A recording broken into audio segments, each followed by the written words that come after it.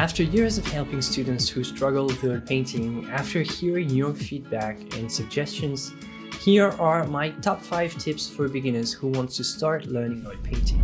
1. Choose your materials carefully. Invest in good quality paints, brushes, and canvas. You don't need to get only the most expensive stuff, it's not necessary. But on the other hand, you don't want something super cheap and unreliable either. Cheap materials can be frustrating to work with and may not give you the results you want, so in the end the money saved will not be worth it. So please make sure you only get artist's quality material. You sometimes find starter kits or beginner set. They can be a good thing to start with, but you often get a lot of unnecessary paints in there. You can start with an even more limited selection and you can get like even better quality or more appropriate paint by selecting the paint yourself. We'll talk about the pigments you might want to get later. Another problem is that you generally don't get the right medium and the right brushes in a set, so in the end it's better to select your materials yourself anyway. If you're unclear about what material is best, what are the different options based on your needs, you can check out my oil painting course. It reviews all the material, modern or traditional, and explains how to use it in a series of demonstrations, portrait, still life, and landscape. The link is in the description. The final thing about material, it's the space. It's obviously ideal if you can turn a spare room into a painting studio. It's going to help you stay focused and keep your work intact between sessions. When I first started, I didn't have this luxury, so I had to use a corner in my living room, but I had like a lot of strategies to save space and pack most of my stuff safely after each session. Number 2, start with simple subjects. Choose simple subjects like student exercises, still lifes, or landscapes to practice on. These will allow you to focus on the basics of oil painting without getting overwhelmed. Starting with simple subjects like still life or landscape can be a great way for beginners to practice oil painting without too much struggle. Still lifes are arrangements of inanimate objects such as fruit, flower, or bottle, or anything really. Anything can be a still life. They are good choices for beginners because they are relatively easy to set up and are not too complex in terms of composition or lighting. You can focus on practicing your brush strokes, color mixing, whatever you might want to train on without getting overwhelmed by more complex subjects that require more from you. The great thing about a still life practice is that the subject doesn't move, so you can leave it in place for as long as you need.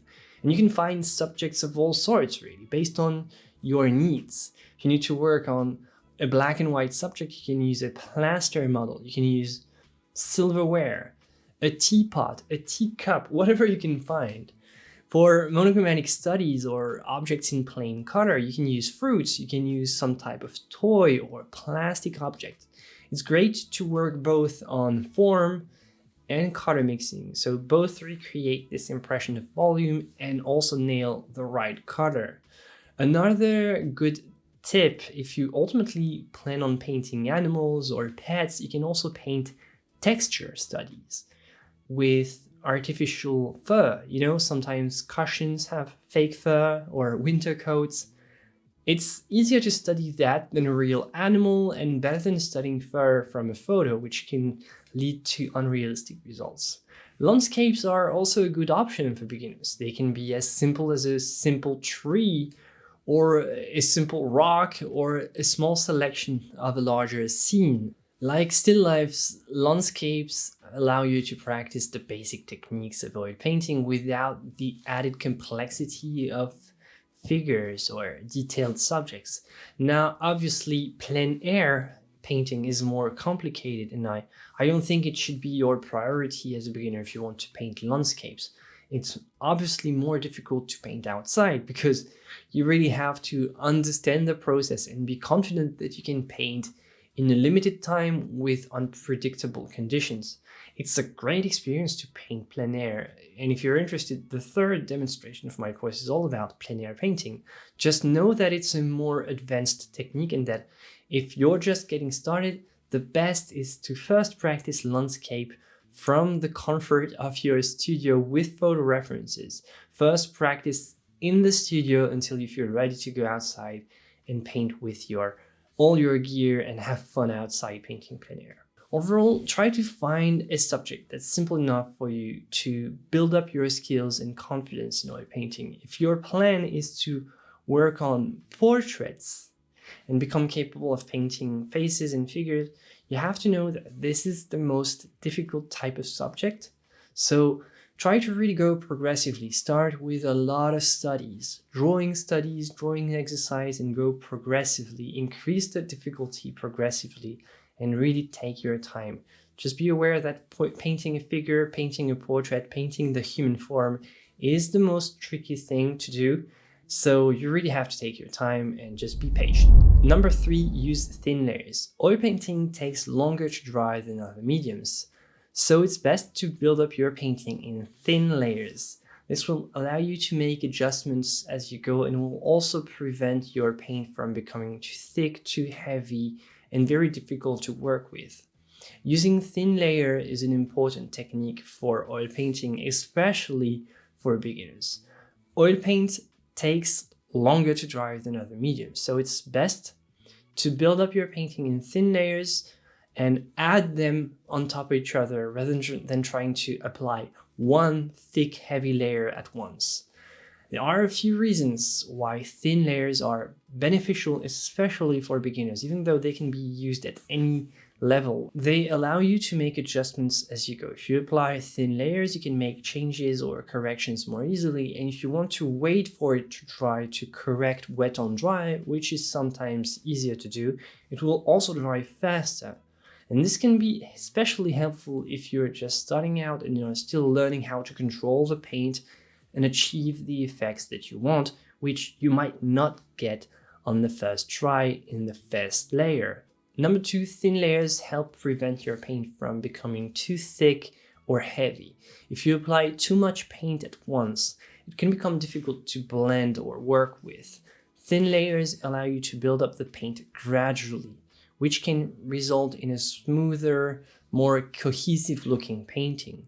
They allow the paint to dry faster as well, so they avoid a lot of drying issues. Because the layers are all very thin, they will dry faster, progressively, and it's much better than working with one single thick layer. This can be helpful if you are working on multiple layers and you want to just come back the next day and have your painting ready to be worked on. Again, it's thick over thin. That's the general rule. Just generally, if you want to avoid any type of problem, you can never really have a big problem with a thin layer, but you can really have big problems with thick layers. Number 4, use a limited palette. Using a limited palette is a technique that can be helpful for beginners learning oil painting. A limited palette is a small selection of colors that you use to create a wide range of hues and tones in your painting. This can be especially useful for beginners because it helps to simplify the process of color mixing and allows you to focus on the basics of the medium. There are several benefits to using a limited palette. It helps you to understand how different colors mix and interact with each other. By using a limited number of colors, you can more easily see how they mix together to create new shades and tones, and you can really control the process. And this can be a great way to learn about color theory, how to mix colors, how to achieve the desired effects. It's generally just less confusing to work with a limited number of colors at first. It also encourages you to be more creative. By limiting your palette, you may be forced to think out of the box, think more creatively about how to mix your colors with what you have and achieve the effects you want anyway. This can lead to more innovative and expressive paintings. And finally, it can help you create a more cohesive look in your painting. By using a limited palette, you create a more harmonious look more naturally, as all the colors are more closely related and they will work together much better in harmony rather than if you have like 20 different pigments and you use them all in the same mix. It's going to be really hard to make them all work. So here is my advice. Start with a small number of colors like white, burnt umber, and ultramarine blue, and from these two you create a black mix. So you start with black and white, and this will be your base from there. And you know the black is already a complex color, and you can alternate between how cool or how warm it is. And from this base, from this black and white mix, you add colors progressively depending on what your subject needs. You can refer to my pigment selection in the description if you want. I usually recommend the following pigments that are down there: titanium white, yellow ochre, burnt sienna, Venetian red or English red, cadmium red or pyrrole red, permanent azurine crimson or quinacridone rose, cobalt teal blue, French ultramarine blue, raw umber, burnt umber, ivory black, and phthalo green yellow shade. So this is the full list, but it doesn't mean that you need all of them every time. To the contrary, I suggest that you only go back to this list if you need to add a new color that you can't replicate with other pigments that you already have. For example, you need an opaque red, but no other mix that you can create can do that. Then just go to the list and pick, I don't know, cadmium red or pyrrole red. They both work really well in the same way to create this intense vermilion hue that you couldn't get otherwise. So in the beginning, you keep your palette as limited as you can, as much as possible, and only add new pigments when necessary. This way you will really understand the need for each individual color. Why is it necessary to have this one? Well, it's to create this type of mix. Why is it necessary to have this type of blue? Well, to create this type of mix. And like this, you really understand your colors rather than having a list that you don't know what each color is supposed to do, and you try to manage your mixing with these. No, you manage your mixing by needing the color that you pick up.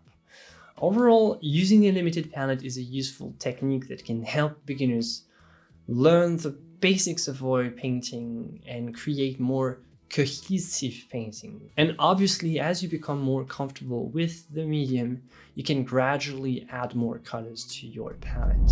Final tip: don't be afraid to make mistakes. Oil painting can be intimidating for beginners, for sure. But don't be afraid to make mistakes. It's all part of the learning process. Just have fun and enjoy the experience. It's quite natural for beginners to feel intimidating by oil painting, especially if you're used to work on a different type of medium that doesn't necessarily have the same requirements, like practical requirements, like how do you clean your brushes with oil painting, and all this technical burden can really get in the way of your creativity. However, I think it's important not to be afraid to make mistakes with oil painting, because once you get a brush in your hand and the paint on the canvas, you realize that it's actually pretty easy. I mean, sure, all the rest might be technical and complicated, but like, it's actually a very forgiving medium, and mistakes happen. Mistakes are a natural part of the learning process, and they can even lead to new discoveries and creative breakthroughs. Without mistakes, you don't learn. So here are a few tips for dealing with mistakes if you want to learn oil painting by yourself. Don't be too hard on yourself. It's important to remember that everyone makes mistakes and it's okay. Be patient with yourself. Be patient. Figurative art is something that requires time, dedication, and patience. So don't get discouraged if things don't turn out exactly as you planned. Try to see mistakes as opportunities. Instead of seeing mistakes as failures, try to see them as opportunities to learn and improve, learn what to replicate, what to correct in the future. Ask yourself what you can learn from the mistakes and how you can use that knowledge to create better paintings in the future. And don't be afraid to experiment, just go for it. Oil painting is actually a much more forgiving medium than most people think, so don't be afraid to try new things and see what happens. You never know what creative ideas might emerge from just trying something randomly and experimenting with different techniques that you're not sure what you're doing, but let's go for it and see what happens. Overall, the key is to approach mistakes with a positive attitude and a willingness to learn. If you can do that, well, you'll be on your way to become a very successful oil painter, and I can't wait to see what you produce. If you want to start trying a simple exercise right now, that you can really start right now with just 3 pigments that will help you progressively paint a portrait study like this, you can click here to get to this video and start today. Thank you to everyone supporting me on Patreon, because this video wouldn't be possible without you. And if you want to join the community, you will find a link in the description below. You'll also find the links to my courses, my oil painting course, my color course. As always, my friends, joy and inspiration to you. Bye.